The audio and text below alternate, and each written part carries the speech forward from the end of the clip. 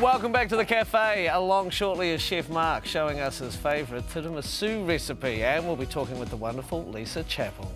Now, we all have a wish list of things that we'd love to own, but sometimes getting started is a little overwhelming. So we've got our finance guru, Charlotte Lockhart, back on the couch with us for Perpetual Guardian Money Matters to give us some advice. Morning, Charlotte. Good morning. So when you say financial bucket list, Yes. sort of what are you expecting to hear here? What sort of things are we expecting to be on this when list? we do a bucket list, we normally think, I'm going to climb Kilimanjaro or something like this. But actually, we've got some clear goals that we might want to achieve financially as well. Early retirement, be a millionaire.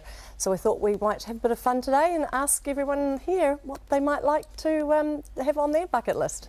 Okay. Oh, okay. Can I go first? You can. Well, Okay, guess cool. you go to now. Yeah, I am going to go first. No, my ultimate dream on the bucket list is to have enough money to buy a piece of land, a piece of dirt somewhere that I can put a little holiday home on eventually down the Yep. track. Yeah, so that's like a big goal. Is that the sort of thing we're talking about? Yeah, sort of those big goals? Absolutely. So I mean, mine you would- can break them down into little goals, and you obviously need to do that as part of your plan. But having something that you really want to achieve that gives you something to work towards.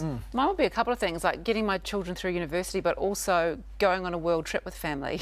That's probably higher up than the university one, if I'm being honest. Education, world trip, sort of, that's at the moment. We should ask a little bit around here and see what everybody else is asking for. Holly, what are you saving for? Okay, so I want a pool and an oasis in the back garden. I also want to go back to England next year. Can you help me with all of this, Charlotte?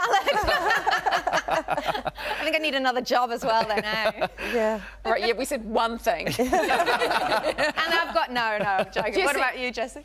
Yeah, so I want to go on my bestie's 40th next year to Rarotonga, so that's more an immediate goal. Oh, Okay, yeah, sweet. that seems like a nice, achievable goal. He just needs to work hard, save some money. Absolutely. For that- How that- easy is that? Yeah, that's amazing. Mark, what about you? Well, I'd like two things. I'd like my own restaurant and I'd like a new car. A Mercedes-Benz C63 AMG. No, but is it good to be that specific? Yeah, well, it is. I mean, with any goal, it's, we talk about them being smart and things, but yeah, you do want to be clear about what you're looking for. A car's not perhaps the best example of a financial goal, to be fair, because of course they are a depreciating asset as well. So what we want to be looking at is what's actually going to add true value for you, whether it be financial value or, as you talk about, having the trip with the children. That is an amazing life experience.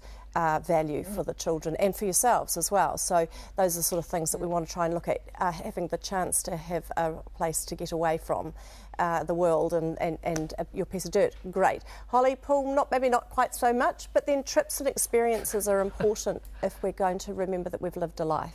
And that's the sort of thing I do tend to gravitate towards, the trips and experiences, when I should be looking at things like paying off mortgages, perhaps. Yeah. Oh, so I was just going to ask you that. So we set these goals, but maybe you've got a mortgage you want to chip away at as well. Absolutely. Do both? What do you reckon? Do both. And so one of the things we say with debt is get rid of your most expensive debt first. So that's going to be anything to do with credit cards. I mean, we all know we should be paying our credit cards off every month. We all know that. And so you want to develop some habits around how you get it paid off and then keep it paid off, maybe not even have one. And so therefore only be buying things with the money that you have to hand. Your next likely most expensive bill is going to, or interest rate cost is likely to be any overdrafts or your mortgage. So those are the ones that you want to work for. Student loan at the moment, of course, if you remain in New Zealand, is interest free. So you have to take, a lot of people go, oh, I want to get my student loan paid off, but actually question your financial priorities around, have I got other debt that's costing me more? Credit card's going to be 20%, interest free, 20%, got to work that out. And you've also got to look at interest free deals are not necessarily interest free, you've got all sorts of fees and things like that. So when you add all of that up, and a certain time comes and they do become their interest is involved. Well, that's actually some really sound advice there, and I like where you've directed us, and that's been really useful. Motivational. And have a will.